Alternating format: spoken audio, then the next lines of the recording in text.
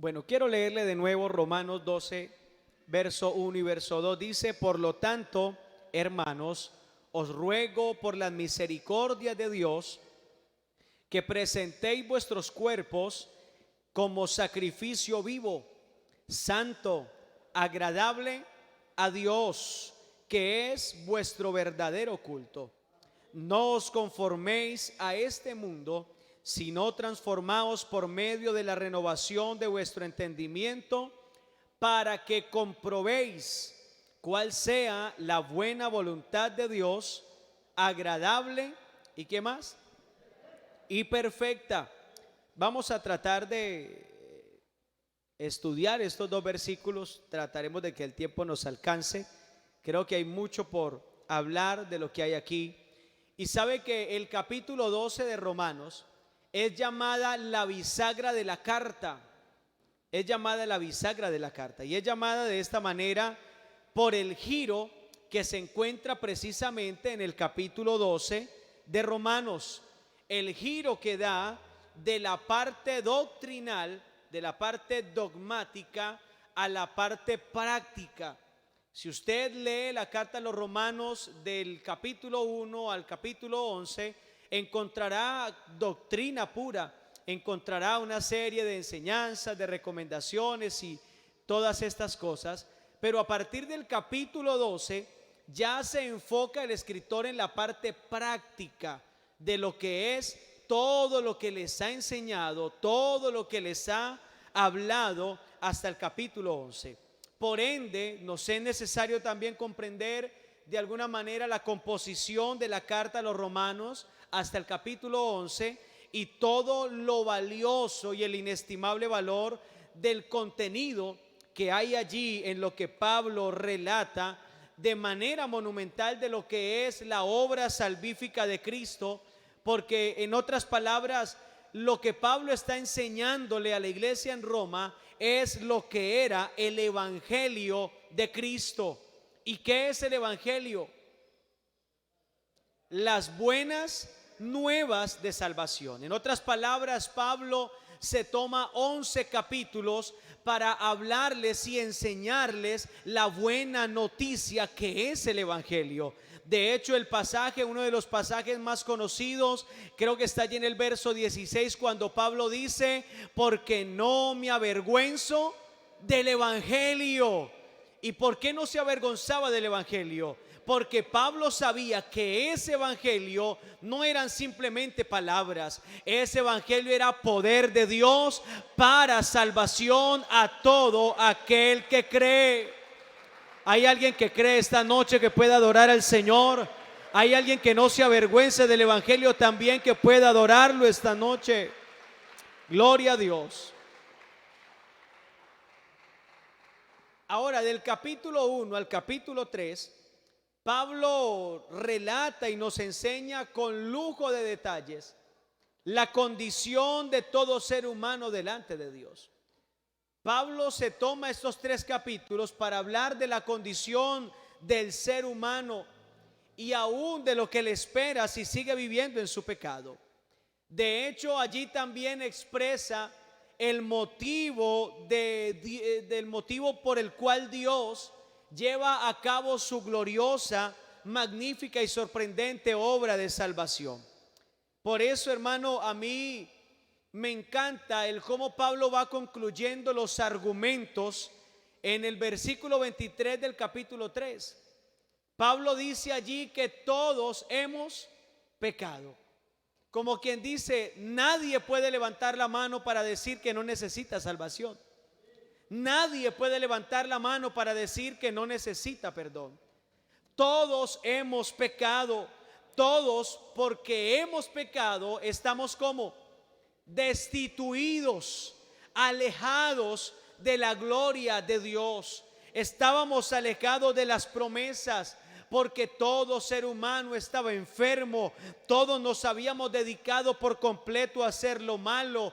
De hecho, Pablo dice: no hay nada bueno, no hay nada rescatable. No hay ni siquiera uno que haga lo bueno, no hay un entendido que se acercara a Dios. Por eso, hermano, esto cuando uno puede entenderlo y valorarlo, es magnífico saber que todos estábamos muertos en delitos y pecados, pero la gloriosa y poderosa mano de Dios se manifestó a nuestro favor y hoy tenemos vida juntamente con Cristo. Gloria al nombre de Jesús. Pablo quiere hacerle notar a la iglesia en Roma lo terrible del pecado. Y es en ese fondo negro del pecado, es en esa oscuridad en la que el ser humano vive sin Dios, que puede brillar el diamante del evangelio. Es en esa plena oscuridad cuando las estrellas de la gracia de Dios pueden ser valoradas.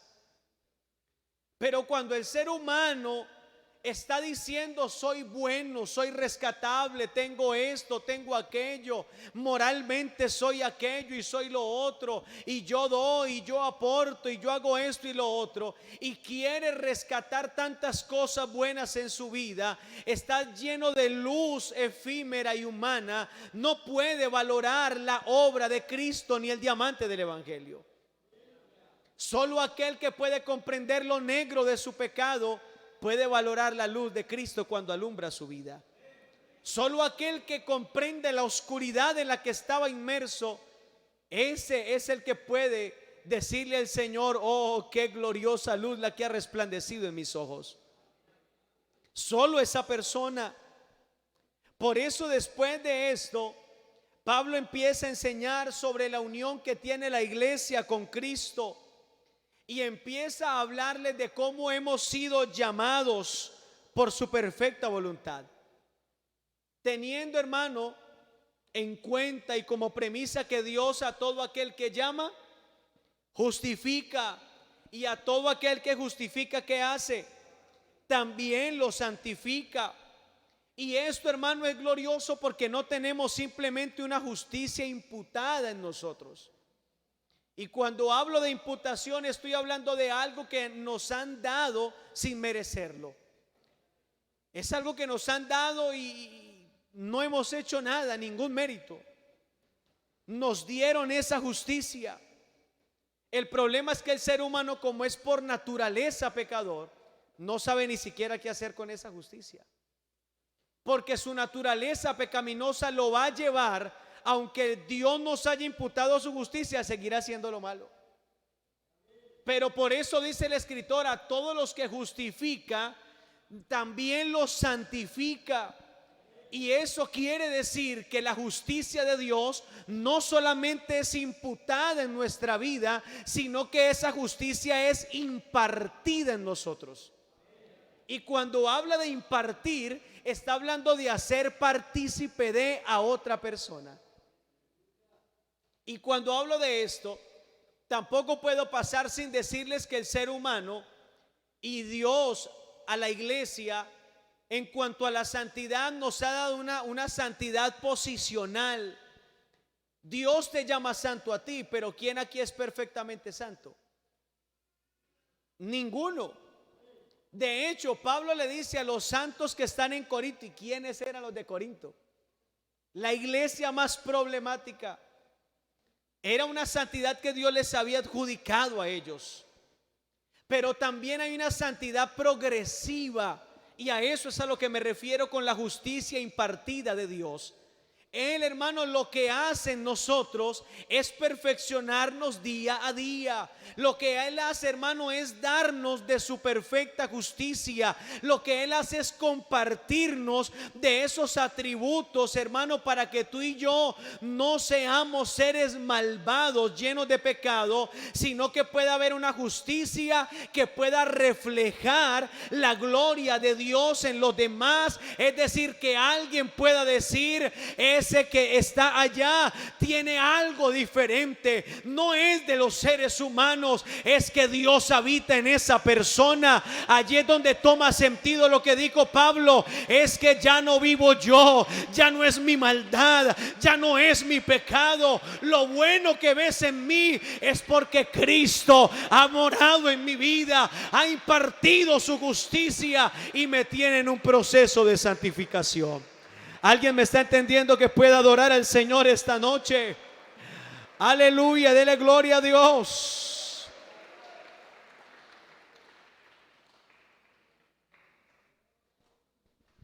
Por eso, mi hermano, esto debe ser valorado en una medida extrema por todos y cada uno de nosotros. Entender que Dios se toma el trabajo de santificarnos, eso es de valorar. Cualquiera de nosotros tomaría lo mejor para hacer algo. Sin duda alguna, el hermano que trabaja con la madera no va a tomar la madera más mala. Le gustará tomar la madera más buena para que su producto final sea lo mejor. El hermano José con sus arepas no va a escoger el maíz más malo, ¿cierto? Escoge lo bueno, quiere vender algo bueno. La hermana que trabaja en su peluquería no va a coger las tijeras oxidadas. Tomará lo mejor porque quiere hacer algo bueno. Y lo glorioso de este evangelio es que Dios tomó lo más malo para hacer un día algo perfecto, algo a la imagen de Él. Tomó seres imperfectos, malos, desviados, impuros, para darnos, hermano, de su perfecta santidad. Yo no sé si usted me puede entender eso esta noche, pero si me entiende, alabe a Dios, porque no hay otra cosa que hacer sino darle gracias. Mira, hermano, un ser perfectamente justo y santo, y al estar en nosotros no deja de serlo. A pesar de morar en seres tan imperfectos, no deja de ser perfecto. En otras palabras, Dios no se corrompe. A Dios no se le pasa lo malo de nada. Antes, por el contrario, hermano, nos llena de su justicia. ¿Usted entiende por qué la gran necesidad de vivir aferrados de Él? Tenemos que vivir aferrados de Él. Por eso, mi querido hermano, esa verdad tiene que llevarnos a vivir una vida diferente.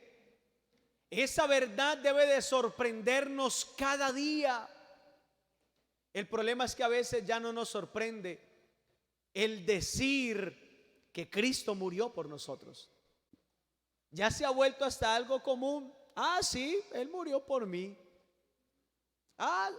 Él sufrió, eso le dieron látigo. Sí, yo sé.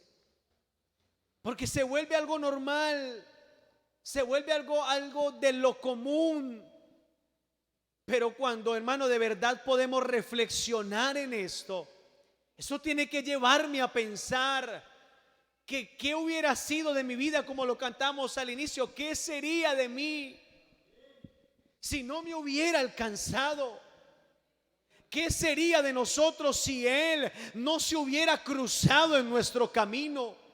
¿Qué sería de nosotros, hermano? ¿Qué sería de nuestro hogar si Cristo no estuviera en medio de nosotros? De seguro, hermano, viviríamos terriblemente por la plaga del pecado. Pero hoy hay gozo, hoy hay paz en nuestra vida, hoy hay esperanza. Hoy tenemos una gloriosa esperanza porque Cristo se ha atravesado en nuestro camino y Él nos ha enseñado su evangelio.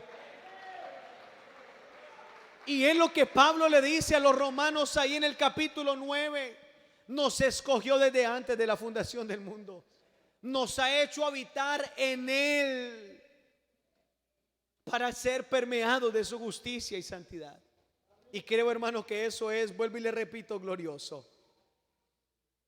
Ahora en el capítulo 12, para que nos adentremos allí. En el capítulo 12 ya encontramos las aplicaciones prácticas de todo lo que usted se encuentra desde el capítulo 1 al 11. Y Pablo aquí está diciendo que usted y yo debemos tener presente toda esa enseñanza para fundamentarnos en ella y vivir para Dios. Por eso, hermano, yo soy de los defensores de la doctrina.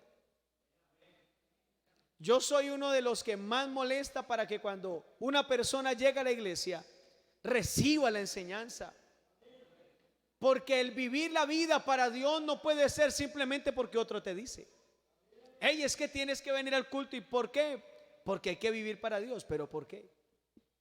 ¿Cuál es la razón? Por eso cuando Pablo habla de esto, él les está diciendo: así que, o en consecuencia de, es decir, después de todos esos capítulos que les he escrito, y sigue diciendo: les ruego por las misericordias de Dios. Pablo apela a la misericordia de Dios para que esa misericordia se convierta en una base o en un fundamento sólido en que el ser humano va a estar cimentado para entregar su vida de manera total a Dios. Cuando a veces uno no entiende eso, pasa que la persona se va y se descarría y dice: no, yo el tiempo que estuve en la iglesia como que lo perdí, porque no había entendido. Créame, el que se va no ha entendido realmente lo que significa.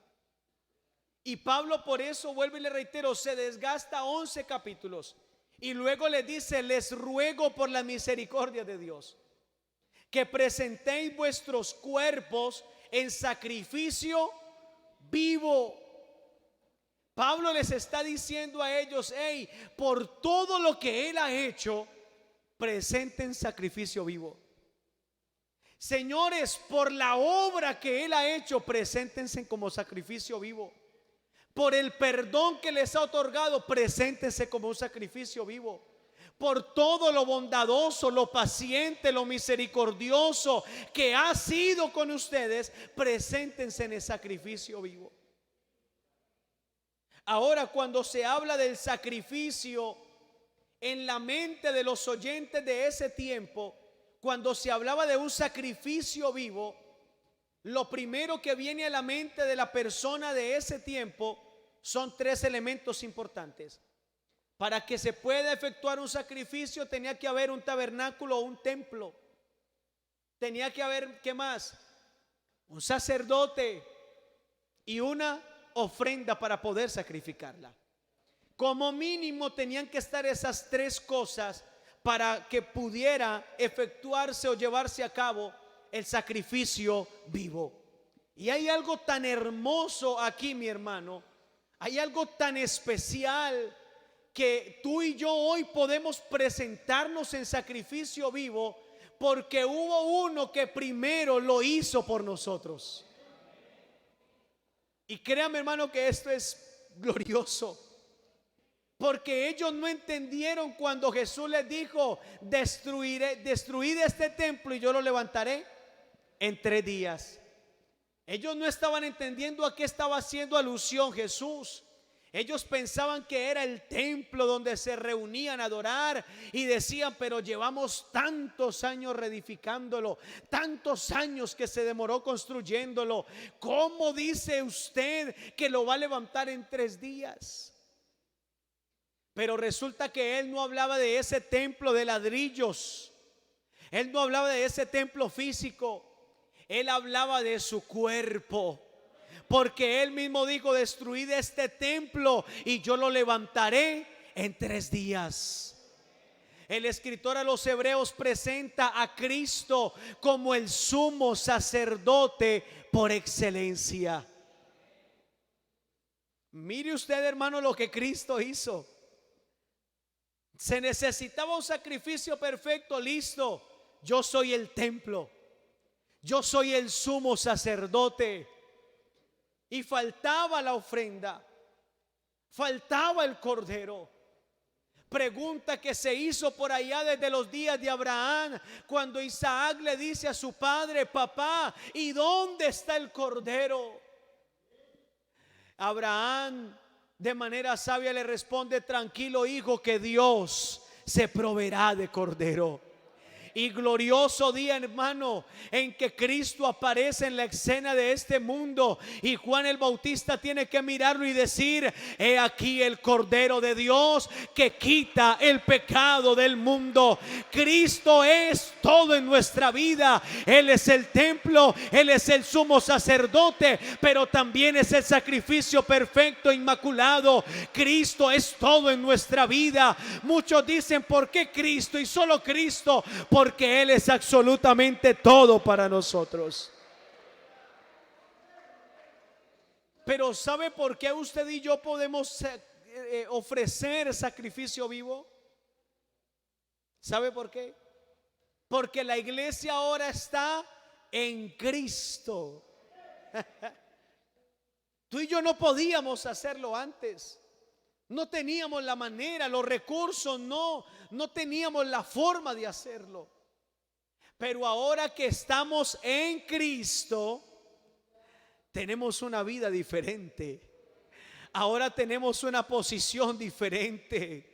Y ahora usted va a encontrar, hermano, que nos identificamos tanto con Cristo, que ahora el escritor tiene que decir que nuestro cuerpo es templo y morada del Espíritu Santo. Pero también tiene que decir que Él nos ha hecho reyes y sacerdotes para la gloria de Dios. En otras palabras, Pablo les está diciendo: todo está puesto sobre la mesa. Se necesita un corazón dispuesto que también quiera hacer sacrificio vivo, agradable y santo para Dios.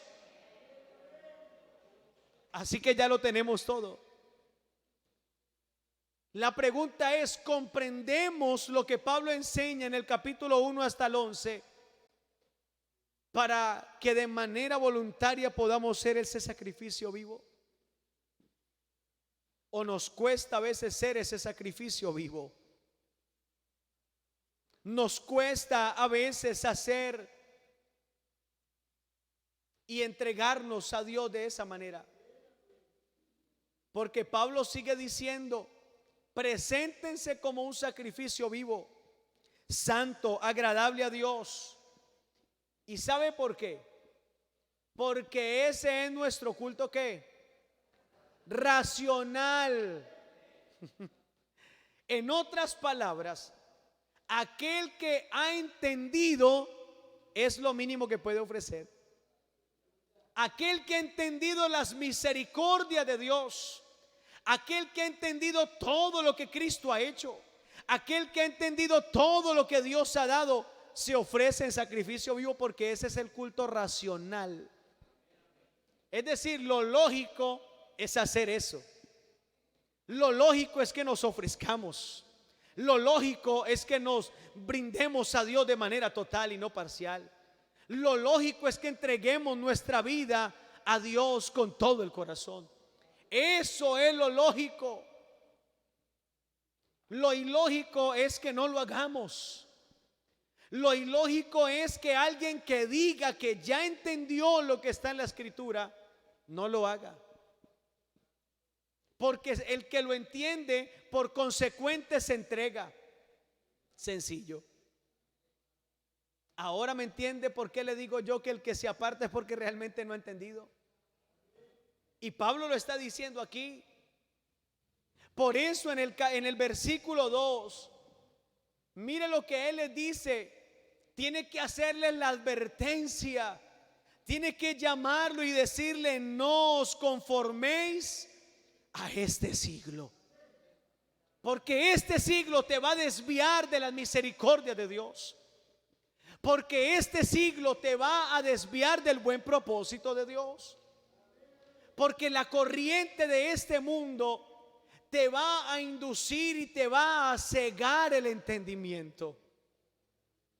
No se conformen a este siglo, porque el que se empieza a conformar a este siglo ya no es capaz de ofrecerse a Dios en sacrificio vivo. El que se empieza a conformar a este siglo es aquel que ya le cuesta derramar su vida en la presencia de Dios. Por eso hace la advertencia: no os conforméis a este siglo. ¿Y quién es el príncipe de este siglo? Satanás. Cuando alguien se conforma a este siglo, se conforma a los rudimentos de ese que es el príncipe de este siglo. Cuando alguien se empieza a conformar, a adaptarse, a acoplarse con las cosas de este siglo, con la corriente de este mundo, ya no está caminando conforme a la palabra. Ha olvidado de dónde lo sacó el Señor, ha olvidado el precio del sacrificio de Cristo, ha olvidado de la gloriosa salvación y se ha vuelto atrás del glorioso mandamiento. Es lo que está diciendo el apóstol. Y el llamado del versículo 2 es para renovarnos, para transformarnos por medio de la renovación de vuestro entendimiento. La persona, cuando no ha sido transformada su mente, que sigue diciendo, para que comprobéis cuál sea la buena voluntad de Dios. Cuando alguien no ha sido transformado y regenerado por la palabra y el Espíritu Santo, jamás podrá comprobar cuál es la buena voluntad de Dios. Jamás. Pablo está diciendo, transformaos en vuestra mente, para que podáis comprobar cuál es la buena voluntad de Dios. Así que aquel que no se transforma, aquel que no se renueva, aquel que no cambia su manera de pensar, jamás podrá cambiar su manera de vivir.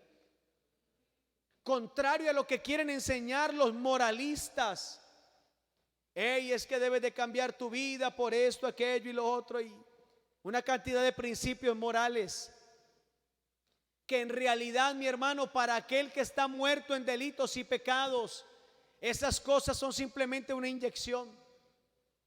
Una inyección a un muerto. ¿Qué le podrá hacer una inyección a un muerto? Nada.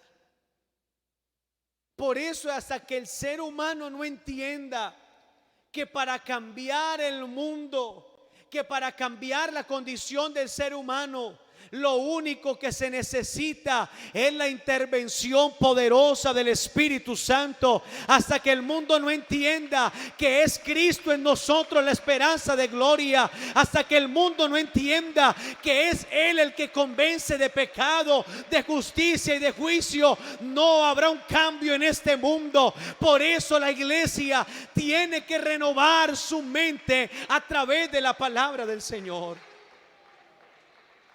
Tenemos que transformar esta manera de pensar.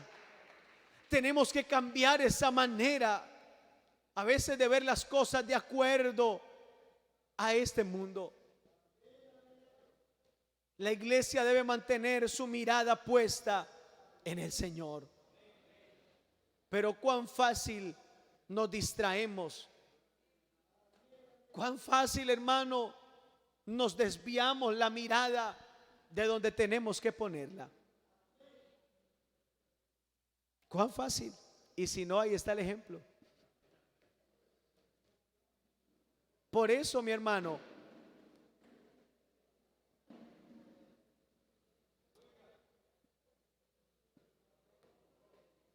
no peleen con él, no peleen con él. Tranquilo, no peleen con él. ¿Ya?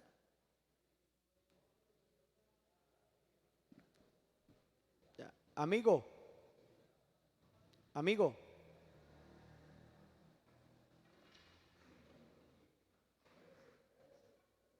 Amigo, ya, haga el favor y respete el culto. Tranquilo, tranquilo. Ya. Hey, tranquilo. Pero si te vas a sentar, te quedas tranquilo. Sí, escúchame, escúchame. Sí, escúchame. Escúchame. Escúchame. Escúchame. Usted es el que está de pie y no se quiere sentar. ¿Listo? No, señor, aquí no vamos a pelear con nadie. Llame a la policía. Llame a la policía. Llame a la policía, hermano. Llámela. Vaya, llame a la policía. Tranquilo, que ahí no estamos para pelear con nadie. Para pelear. Bueno, retírese. Háganos el favor. Tranquilo. No queremos pelear con nadie. Tranquilo. Tranquilo. No vamos a pelear con nadie. ¿Listo? Listo. Tranquilo. Ya. Listo. Ya, tranquilo. Ya. ¿Listo? Tranquilo, hermano. Uno aquí no pelea con nadie. ¿Listo? Bueno, a ver, ¿por dónde íbamos?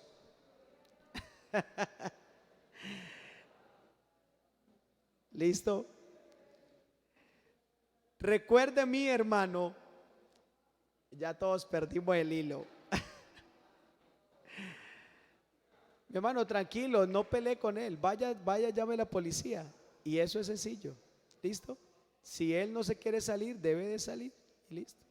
O si no, que se siente allí y ya no aleguen más. ¿Listo? Bueno, versículo 2 para que retomemos. El apóstol está diciendo: no se conformen a este siglo. No se conformen, no se adapten, ¿sí? Porque vuelvo y reitero, ese es el gran problema. Ese es el gran problema del ser humano. Y necesitamos transformar nuestra mente. Por eso la vida cristiana debe de tener esa base sólida de la palabra de Dios. La vida cristiana debe de estar cimentada en lo que Dios está enseñando y en lo que está siendo inspirado por el apóstol Pablo. Por eso, mi querido hermano, cuando Pablo le dice: presenten su sacrificio vivo, sus cuerpos como sacrificio vivo, les está diciendo es que hay razones para hacerlo. Es que hay razones para entregarse por completo. Y parece ser que con esta advertencia lo que está queriendo hacer el apóstol es decirles: hay cosas que en su mente deben cambiar. Hoy, hermano, leía una frase que me gustó bastante. Decía el que la escribió: ¿por qué hay personas que siguen viviendo igual después de haber sido bautizadas? ¿Se ha preguntado usted eso? ¿Por qué hay personas que siguen viviendo igual después de ser bautizadas? La respuesta que esta persona dio allí fue porque la persona simplemente fue sumergida en agua, pero no ha sido inmersa en Cristo. Todo aquel que está en Cristo vive una vida diferente. Todo aquel que está en Cristo, su vida tiene que cambiar de manera radical. Todos aquellos. Por eso nuestro pensamiento tiene que ser diferente. Nuestra actitud tiene que ser diferente. Pero eso sucederá cuando la iglesia viva en Cristo. Y de eso, hermano, en otro mensaje les estaré hablando. Pablo dice en el capítulo 6 y el verso 13 de la carta a los romanos también, hablando de esto mismo, y les dice: ni tampoco presentéis vuestros miembros al pecado como instrumentos de iniquidad. Parece que Pablo quiere recordarles que antes muchos, por no decir todos, éramos instrumentos de pecado, de injusticia, de maldad. Eso es lo que Pablo está diciendo. Ya no se presenten de esa manera. Y el consejo es: si no, presentaos vosotros mismos a Dios como vivos de entre los muertos, y vuestros miembros a Dios como instrumentos de justicia. Ahí está hablando de todo tu cuerpo, de todo lo que tú eres. Pablo les está diciendo: si antes utilizábamos nuestras manos para golpear y para hacer cantidad de cosas que no debíamos, ahora usa tus manos para otra cosa. Ahora ponlos al servicio del Señor. El que antes usaba sus pies simplemente para bailar, ahora cálcese los pies con el apresto del evangelio de la paz y vaya y predique el evangelio. El que antes con su boca maldecía, ahora alabe y glorifique el nombre del Señor Jesucristo. Es lo que está diciendo el apóstol Pablo. Ahora ya tenemos que vivir diferente. Ahora ya tenemos que actuar diferente. Pero todo parte de la premisa que la palabra de Dios esté en nuestra mente, que nos haya transformado, que nos haya renovado, que nos haya reestructurado de manera tal que nuestra vida ya no sea la misma. Eso es lo que quiere decir. De hecho, hermano, a mí me encanta la parábola del sembrador. Soy fans de esa parábola, porque esa parábola me enseña sobre la gran necesidad que la palabra de Dios impacte de manera trascendental en mi vida para que yo pueda cambiar de manera radical. Y allí el Señor está diciendo, hay gente que es como el camino, aquel terreno que está junto al camino, ese terreno que le caen las semillas, pero las aves del cielo se las llevan y nada sucede con él. También hay otro tipo de terreno que es aquel que por allí medio trata de surgir algo, pero las piedras no dejan que pueda surgir ni florecer nada. Y dice que es tipo de aquel que recibe la palabra simplemente con gozo. Por eso el hermano que simplemente se emociona en el culto, pero no sucede nada trascendental en su vida, seguirá viviendo de emociones toda la vida.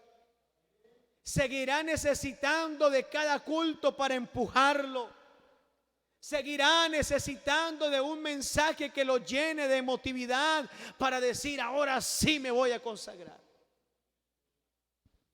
Pero la Biblia dice que al poco tiempo vuelve y falla, porque simplemente tocó la emoción.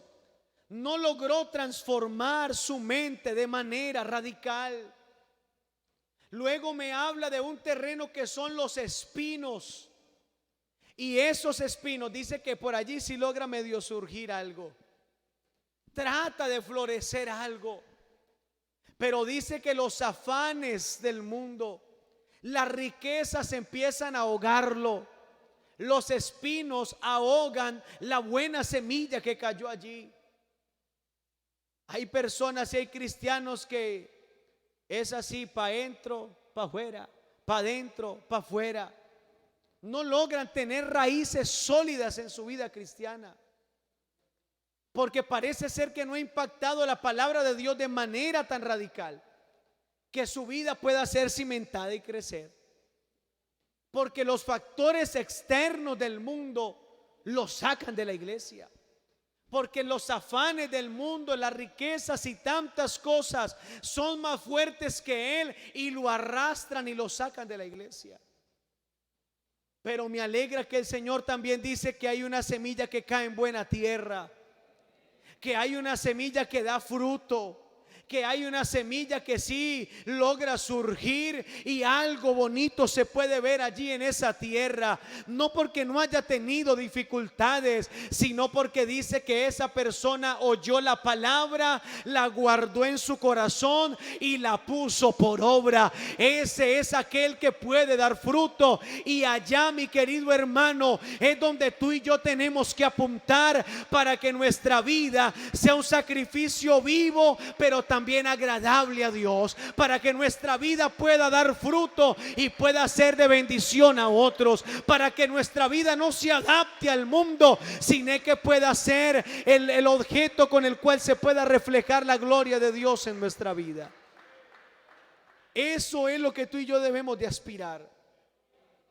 Es allá donde nuestra vida cristiana tiene que llegar a ese nivel, a donde tenemos que aspirar. Mi querido hermano, ¿cuánto tiempo llevas batallando con tantas cosas? ¿Cuántas cosas a veces se apoderan de nuestra vida porque nos hemos adaptado a las cosas del mundo? Y a veces el mundo coge y se incrusta en nosotros. Y cuán difícil nos es a veces soltar tantas cosas. Y el texto, hermano, lo conocemos. Y la Biblia es clara: y conoceréis la verdad. La pregunta es, ¿cuál es la verdad? ¿Dónde está la verdad? Ahora sí le va tomando sentido un poco más al texto. Cuando dice que conoceréis la verdad, mire, hermano, está hablando de Jesús y está hablando de esta palabra que es verdad. Cuando tú puedes conocer la verdad y conoces, la interiorizas, la vives, la crees, la predicas, esa verdad te hace libre aún de las cadenas más internas y arraigadas que puedan haber. Esa verdad te hace libre porque transforma tu mente, cambia tu corazón, cambia la manera de pensar y por ende cambia la manera de ser. Cristo es la esperanza de la iglesia. Cristo es el ancla de nuestra fe. En Él tenemos que estar cimentados completamente. Pero mis queridos hermanos, les ruego por la misericordia de Dios. Lo primero es conocer cuáles son esas misericordias. Lo primero es valorar esas misericordias. Lo primero es afianzarse, amarlas con todo el corazón, de tal manera que cuando el mundo me ofrezca algo, yo pueda decir: no, conozco la misericordia de Dios y esto vale más que lo que me está ofreciendo el mundo. Que cuando llegue una prueba difícil, yo pueda recordar que Cristo vivió la prueba más difícil y más amarga, pero sobre todas las cosas salió victorioso. Así que por esa misericordia no me voy a volver atrás. Cuando alguien conoce las misericordias, presenta su vida en sacrificio vivo. ¿Qué tanto conoce la misericordia de Dios? ¿Qué tanto conoce la escritura? ¿Qué tanto conoce la palabra? Necesitamos, y hoy estamos viviendo tiempos de desafíos intelectuales, mi hermano. Anteriormente nuestros pastores tenían que luchar porque el rechazo y las agresiones físicas eran terribles. ¿Cuántos de nuestros hombres no murieron por causa de la fe? ¿Cuántos no murieron y no predicaban un mensaje muy hermenéutico ni con la mejor exégesis? Se paraban quizá con lo mínimo, con el conocimiento más raso, pero esa verdad que predicaban era tan contundente que cambiaba la vida de las personas. Una verdad que había sido contundente primeramente en su vida y no la abandonaban por nada del mundo, y por esa fe murieron. Hoy tú y yo no vivimos ese tiempo. Hoy ya no tenemos los pastores que teníamos antes. Hoy, gracias a Dios, tenemos a la mano mucho conocimiento. Y hoy nuestro desafío, hermano, es presentar defensa de la fe ante tanta falsa doctrina. Hoy nuestro desafío es pararnos firmes con la palabra de verdad, para que los otros que están en el error puedan conocer qué es lo que tú y yo predicamos. Pablo tiene que decir: no nos predicamos a nosotros mismos. Hoy hay gente que es feliz predicándose a sí mismo. Es que aquí donde yo estoy, aquí en esta iglesia sí hay amor. Aquí en esta iglesia yo sí los voy a recibir a todos. Aquí en esta iglesia no hago discriminación. Aquí yo no voy a cometer injusticias que cometen allá, porque este hace esto y porque este hace aquello. Se predican a sí mismos. Es que a mí Dios me usa, pero ese pastor que es de esa iglesia, ese no. Pero a mí sí me usa. Porque son felices predicándose a sí mismos. Y eso lo dijo el apóstol: habrán hombres amadores de sí mismos, falsos maestros, falsos profetas, hablarán mentira. El desafío que hoy tenemos en nuestro tiempo es, hermano, de conocer la palabra para hacer defensa de la fe. Que cuando alguien venga con cosas raras, tú puedas presentarle a aquel autor y aquel consumador de la fe. Tú puedas presentarle con argumentos bíblicos a aquel que dijo: yo soy el camino, yo soy la verdad y yo soy la vida. Aquel que cuando estaba frente a la tumba de Lázaro le dijo: hey, yo soy la resurrección y yo soy la vida. El que cree en mí, aunque esté muerto, vivirá. Hoy necesitamos conocer esa palabra, conocer esas misericordias. Por eso, mi hermano, ¿qué tanto las conocemos? Y puedes preguntarte quizá a veces por qué nos cuesta presentar nuestra vida en sacrificio vivo. ¿Por qué a veces nos cuesta tanto? ¿Por qué a veces hay cosas que nos quieren como arrastrar? ¿Será que es que falta anclarnos más a la palabra? Termino con esto. Jesús dijo: aquel que oye mis palabras y no las hace, yo le compararé a un hombre necio que edificó su casa sobre la arena. Puede edificar una casa, puede hacer algo muy bonito, puede hacer algo grande, puede tirarle estuco, el graniplat, los mejores acabados, pero no dejará de ser una casa sobre la arena. Pero en contraste a ello encontramos que él mismo dice que aquel que oye mis palabras y las hace, yo le compararé a un hombre prudente que edificó su casa sobre la roca. Hermano, a veces puede que no sea una casa muy, que uno diga wow, pero está sobre la roca. Aquí hay hermanos que quizá no sobresalen mucho, pero son hermanos que están sobre la roca. Estos ancianos, hermanos, que de verdad uno se les quita el sombrero, 30, 40, 50 años de vida cristiana, y les ha pasado lo que dice el texto: vinieron los ríos, vinieron los vientos, golpearon con ímpetu aquella casa.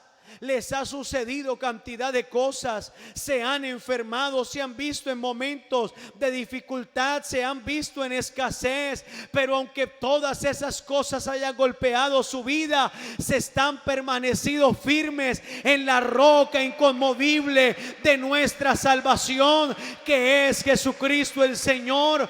Porque no solo conocen la palabra, no solamente oyen la palabra, sino que viven la palabra de Dios, y esa palabra los ha sostenido. ¿Por qué no está en sus pies, mi hermano, por favor? ¿Quién quiere ser un sacrificio vivo y agradable, santo para Dios? ¿Quién quiere decirle: Señor, necesito renovar mi mente? Necesito transformar muchos pensamientos que no van de acuerdo a tu palabra.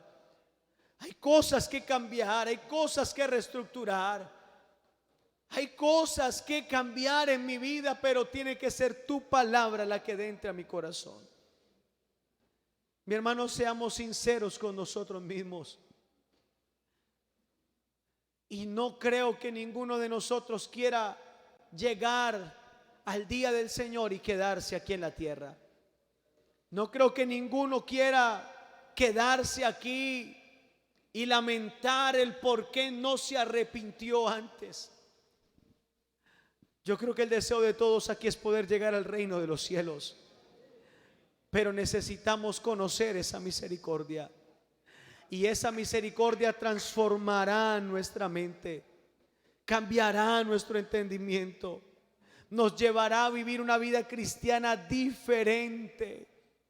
Esto no es solo conocimiento, esto también hay que ponerlo en la práctica, hay que vivirlo cada día.